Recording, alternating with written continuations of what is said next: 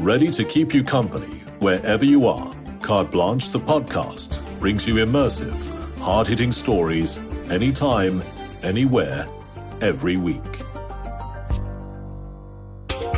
Another week, another episode of the WholeWeek Wrap with Daily Maverick and Carte Blanche. Joining us this week is Daily Maverick Managing Editor Zukiswa Pikoli. Here's what's coming your way. Workers' Day or Unemployment Day. Millions of South Africans have little to celebrate.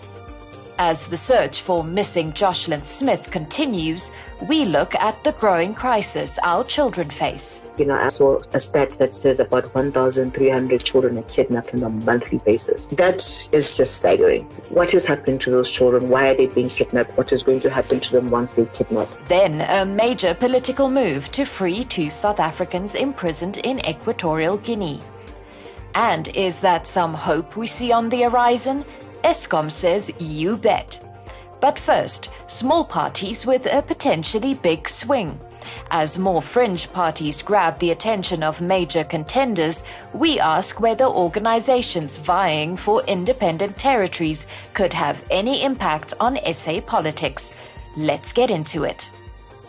Welcome back to the WholeWeek Wrap, Zukiswa. It's always great having you. How are you doing now that we're officially in elections month? Yeah, thanks for having me back again. I am doing well. The excitement is starting to build, obviously, with elections a few weeks away.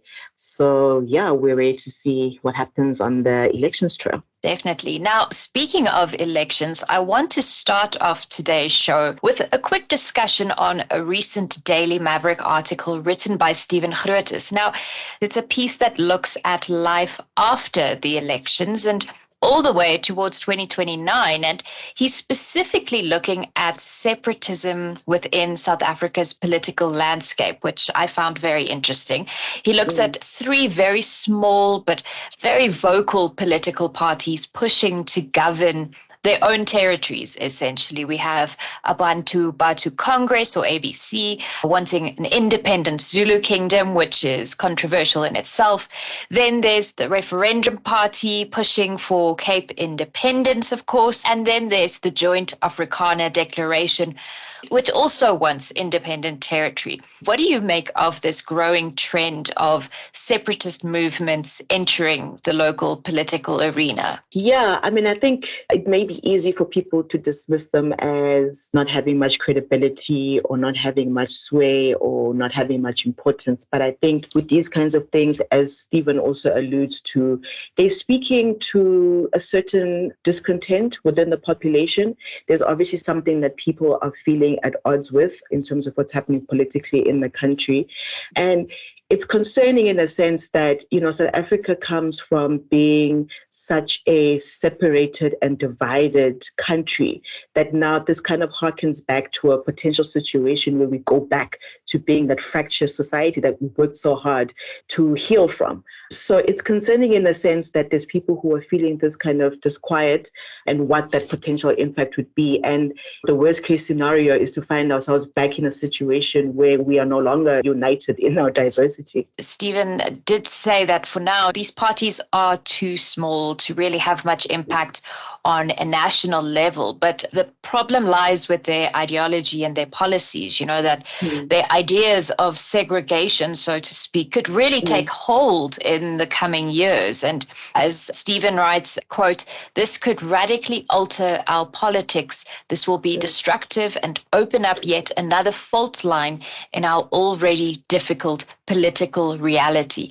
But what I also found interesting is that he says it's not that they're speaking into a vacuum either, because they've managed to get the attention of parties such as the DA. The IFP has also been drawn into it, which means that these conversation points of separate territories and separatism is getting more coverage than it probably would have had they just preached into their own little echo chambers. Yeah, that's true. And to a certain extent, I think it's good that these conversations are coming to the fore just so that we all know what we're dealing with. I think it's more dangerous when these kinds of ideologies exist and we are unaware of them. So that could breed in itself a potentially divisive kind of situation. So I think it's important that it comes to the fore, but it does also highlight that there's something that people are at odds with, right, that they are not happy about. So there's something within the country or even within our constitution that is not speaking to them ideologically. And that in itself is what needs to be examined so that that can then be dealt with and in a way that is not going to be detrimental to our country in itself. Trade Union Federation, the Congress of South African Trade Unions, or COSATU, has vowed to put up a fight as thousands of South African Post Office employees face retrenchment.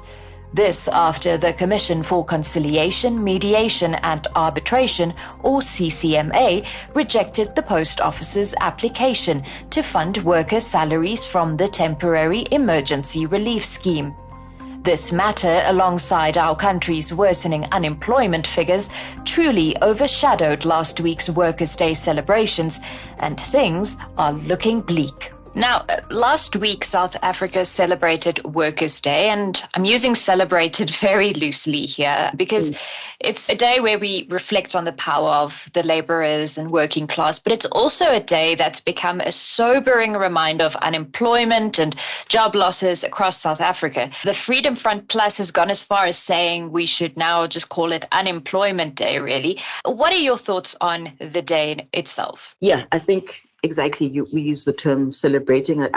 I would rather say commemorating, because for me, that's more of a sober look of what the day is actually meant to signify and what we should be looking at and how we can take things forward as a result of taking a moment to pause and look at workers' issues.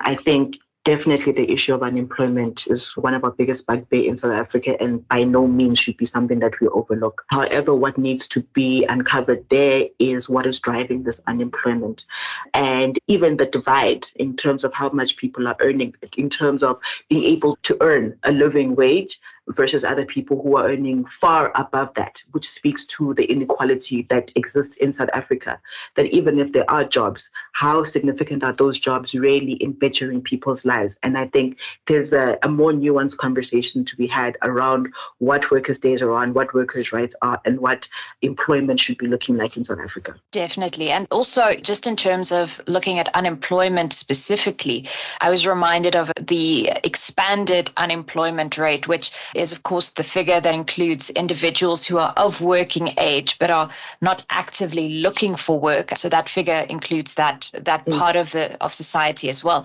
And that expanded unemployment rate stands at 11.7 million South Africans. That's a massive chunk of the population. And I'm just wondering, you've just mentioned that we need to kind of relook labor rights and regulations and policies and ways to address unemployment in South Africa. And since we are in election season, I'm wondering, have you seen any political parties bringing realistic solutions to our unemployment crisis? Yeah, I think realistic is a difficult term to look at, especially looking at what our economy is at this point in time. And I think I saw a political party saying a job in every home if we were to be elected. I mean, I think that is a big leap. I'm not sure how practical that is. And I don't think people's expectations should be whipped up and using those kinds of irresponsible kind of messaging. So I think the issue there that also needs to really be looked at is how do we practically address our job issue, right? But more than that, understanding what happens in a situation where we have a growing number of people who are unemployed. Because what happens to people who are unemployed is that they have nothing constructive to do with their time. That in itself could lead to various issues in the country. And I think really that's what needs to be spotlighted And political parties really need to do better than to just promise vacuous jobs without an actual plan to get those jobs and what kind of jobs those would be. Mm-hmm. Now, Workers' Day also happened in the shadow of the ongoing retrenchment nightmare at the South African Post Office, of course.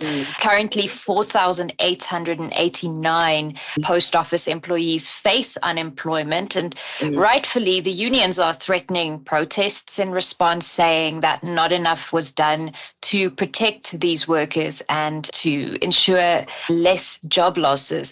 But I mean, if you look at it, in terms of the bigger picture, the collapse of the post office has been coming for a very, very long time. And I'm just wondering how that reflects on government's approach to addressing unemployment, and that clearly it seems they're not taking it seriously when it comes to preventing job loss and ensuring people have the jobs required to live a dignified life. I think we've been seeing the demise of the post office coming slowly but surely. And the issue there is, what have been the plans to have a turnaround strategy so that you have a post office that is still functional and still relevant in today's society, right, for everybody. But a big thing about the post office that I think about is also that we're going to lose a service that a lot of people rely on, particularly people in far-flung areas and rural areas, right? This is their source or their access point to the rest of the world, or communication point to the rest of the world. People rely on it for grants. People rely on it to receive money who don't have bank accounts. So what happens when the post office collapses, right? So you have to think about it from that perspective. Secondly, the people who, almost 5,000 people who are going to lose their jobs. It's not only 5,000 people who are going to be impacted by that. The average person is supporting a household of about 4 or 5 people in that household. So what happens to those people? So you take that 5,000 and you multiply 5. So what happens then to the quality of life of those people, and where they're supposed to go in a job market that's really shrinking? So what happens with those people? What happens with that skill set? So for me, that really is the concern around the post office, and exactly what you're pointing out, the commitment or lack of commitment from the government to ensure that an institution that's as pivotal to our society is taken care of, is adaptive, and remains relevant to the society that we have. 6-year-old Shasha Lee November kidnapped outside her Hanover Park home in 2015. Kaisha Maniers, just 2 months old, snatched from her pram in Bishop Lavis 2 years ago. 6-month-old Ivakele Imvano Yeko of Somerset West disappeared in December 2022. And Jocelyn Smith, 6 years old and believed to have been trafficked by her own mother in February of this year. These are just some of the missing children cases that have made headlines in recent years. But there are thousands more that have vanished, and police can't keep up.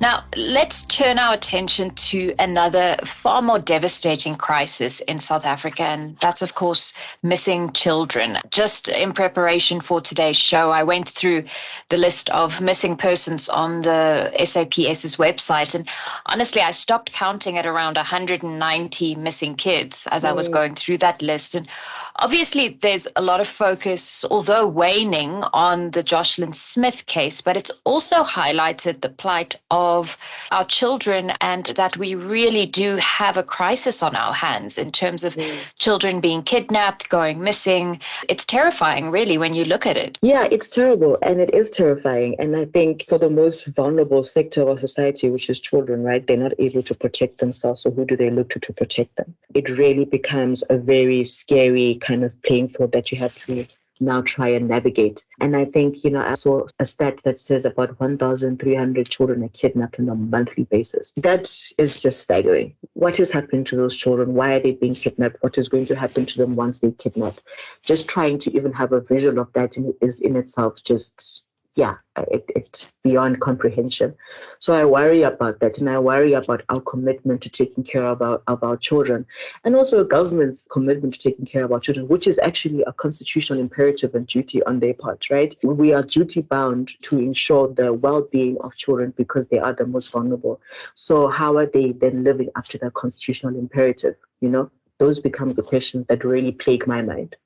Absolutely. And, from just the Jocelyn Smith case specifically, I know Daily Maverick published a great breakdown of events, but what stood out for me as I was reading through that analysis is how the story just became fodder for political parties, and it just really turned it into something else. And ultimately, it's also highlighted how police are simply under-resourced. They're simply unable to tackle the crisis. I mean, in the past 6 years, the SAPS has lost more than 8,000 detectives. And if you have 1,300 kidnappings or missing children per month, I can't imagine how they even tackle this. And, with budgets being as thin as they are, really, what is the solution? Where do we begin? I do acknowledge that SAPS in itself is undercapacitated. And that's not even just in terms of being able to look for missing children, just generally. So it's not surprising that when it comes then to something as specific as this, they are not equal to the task. They themselves have said they don't have enough resources or the skill set to be able to investigate and find these missing children. So what do you do in that kind of situation? And where then is the urgency to get that skill set, to get those resources so that we don't have children like Jocelyn missing and we have nothing that we can do about it? Yes, definitely.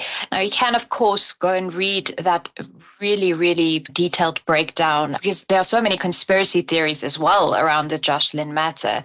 So the Daily Maverick piece really strips away all of the noise, so to speak, around this case and looks at just what is happening and what we know up until now. And of course, the suspects are set to return to the Vredenburg Magistrates Court on Monday, the 13th of May. And both ourselves and Daily Maverick will be following this case closely. So keep an eye on our websites and our various social platforms for any updates on that.